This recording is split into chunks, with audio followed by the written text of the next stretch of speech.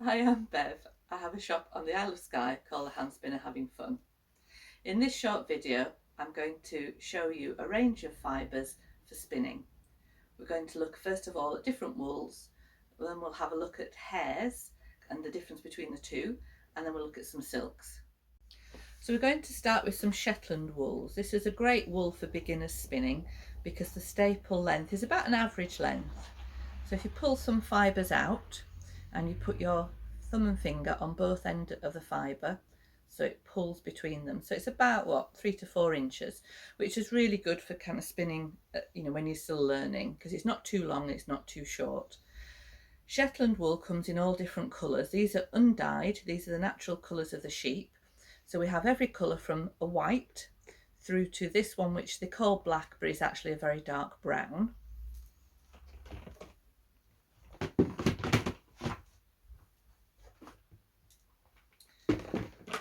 And then we also have a moorit, which is a mid-brown colour. Again, the staple length is very similar, but you get some really nice shading in the brown one. And then this is a humbug, a Shetland humbug, which is the brown and the cream. And again, this is, if you start off with a humbug for spinning, it's really good because you can actually see the twist as it goes in. So you get some really good idea about how much twist to put in and how the fibre is going to look. So Shetland is pretty soft, but it is, a kind of upland sheep. We've also got Cheviot. This is a good one to start with, or Texel. Again, these are both inexpensive fibres to start with. They're slightly coarser in feel and texture than the Shetland, and the staple length is a little bit longer, so slightly longer, but still very manageable for a beginner spinner. If you want to go slightly softer, you could go to the Blueface Leicesters. So this is a white Blueface Leicester. Again, these come in different colours. So again, the staple length is about the same as the Shetland, but it does feel softer to the touch. So this colour of Blueface Leicester is oatmeal. So you get a little bit of cream in it, a little bit of brown in it. It's a very soft, warm colour. And we also have brown Blueface Leicester. Now this one's got silk running through it, but you can see the brown is darker, and you can just get the brown on its own without the silk. If you are spinning a wool which has got a different fibre in it, such as the silk, you do get 2 different lengths of fibre, so it does make it a little bit trickier to spin. So the wool fibre is on this one a little bit longer, but silk can be a long fibre to spin. This is obviously being chopped up a bit, so it's not too bad.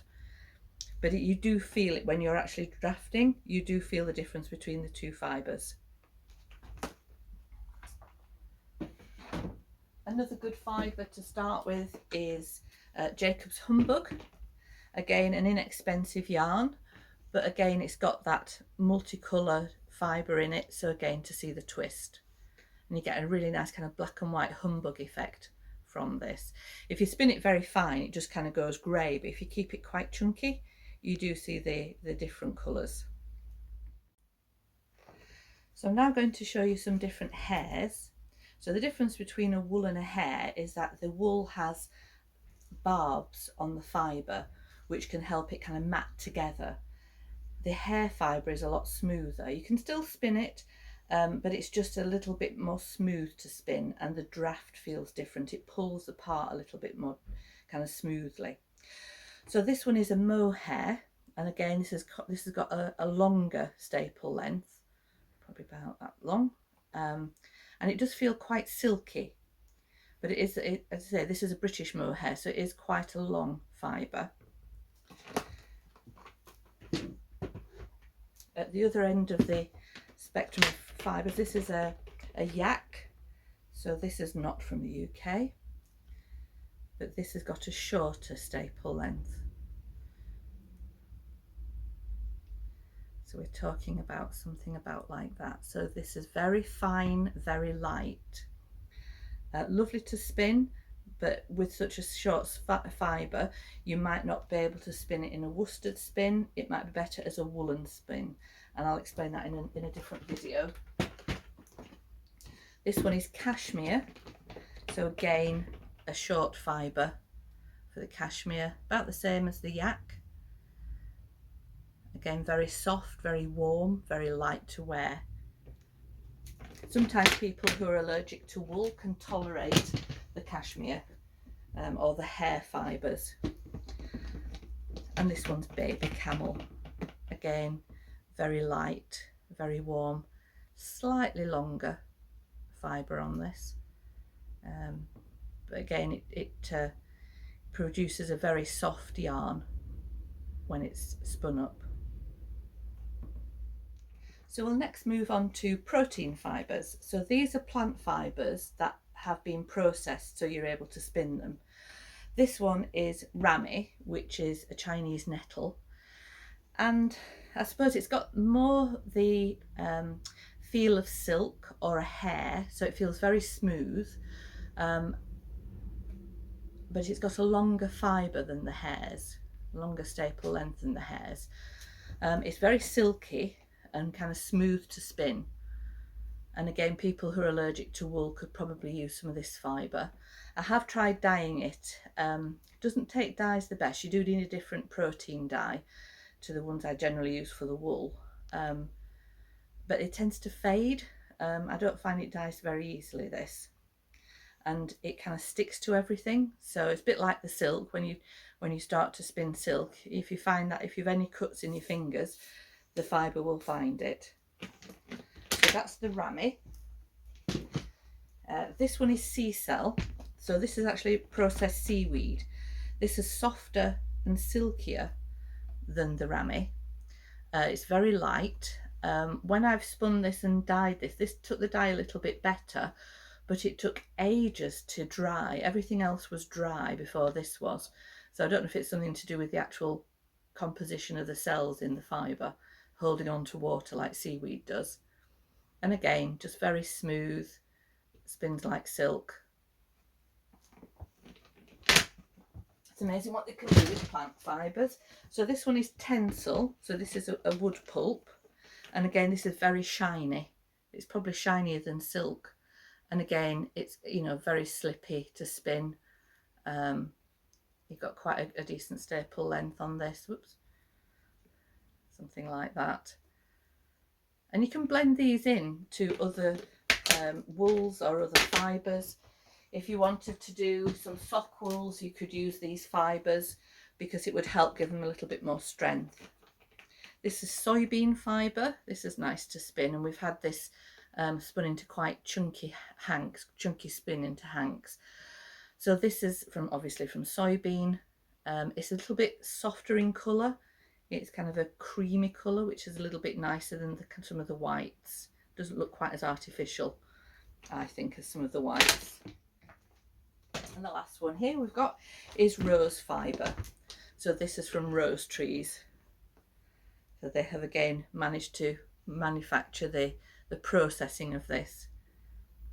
If you are going to pull apart fibres, your hands need to be further apart than the staple length of the fibre, so it pulls apart really easily. And again, very light, very silky, but it's another nice fibre to spin is that. We've got a little sample of it here spun up, which I just keep in the container. So two more fibres I'd like to show you. This one is linen. It's already been processed for you, so you don't have to spin it from a distaff. So this again is quite a coarse fibre. You can see the thickness of the fibre compared to some of the others that I've shown you. And again, you've got what, kind of 2-3 inch staple length on that. And then this one is cotton. Again, this is a very short staple length again. So again, I tend to spin this as a woolen spun, so it makes it quite nice and soft. So I have to form it into a row lag first on my carders, and this is a little bit about how that spins. So it feels very nice, it feels very soft, and it's great for making things like face pads. to be a little bit more eco-conscious, I suppose, than buying them pre-prepared. So, moving on to silk. This is a unbleached tussar silk and feels very soft, very light. It's very warm when, if you spin it and wear it, it's very warm. This has got quite a short staple length on this, but there's no give in silks, and some of them are protein fibres like there is in wool. If you were to do that with the wool, you'd feel a bit of give, a little bit of crimp in the actual fibre. This doesn't have that feel at all. So whatever your project is, you have to account for that in your design of your project. This is a reclaimed sari silk. So this is fibres from saris that have been processed. So you get very short fibres, but you get some really interesting colours. This is already pre-dyed with the saris, but you just get some great colours and you get a great sheen to this. So these have all been, all the things I've shown you have been processed as wool tops or slivers, whichever you want to describe it as. But you can spin from a bat. This is what they call a carded bat. So this has been put through a carding machine. All the fibres have been put through a carding machine. This is merino, and you can see the white bits. This is silk slub in this. And this again you can pull out and you can spin. And again you can get a really nice kind of textured yarn from spinning this way. And then we'll move on finally to blends. So we'll just have a look at some merino wool top. So these have been coloured and these have been put through a carding machine to blend the colours. Merino is very soft and nice to spin. I think it's helpful when you're starting spinning to spin something like one of the plainer wools that we saw at the beginning, which are a little bit more robust, because once you get the idea of the drafting and the feel of the fibre and the movement of the spin, then you can move on to different fibres. I find merino not the easiest to start with, but you can get some great colours. So this is just merino on its own. You can have merino with silk. So again, in here you can see the white strands of the silk running through that. Again, some really nice colours. And then you can get things like glitter. So this one has got glitter fibres running through it, and it gives it a real nice pop in the sunlight. So again, that's merino with some glitter. And then you can get other blends. So this one is merino, and this has got bamboo and soybean in it. And this is a really nice blend to spin. And I always think of honeybees when I see this one. I think of the black and white honeybees, but you get a little bit of a sheen from the soybean running through it. The subject of fibres for spinning, I mean, you can spin anything, and it's really to do with personal taste and what you prefer. I think most spinners have a few kind of fibres that they really like to spin.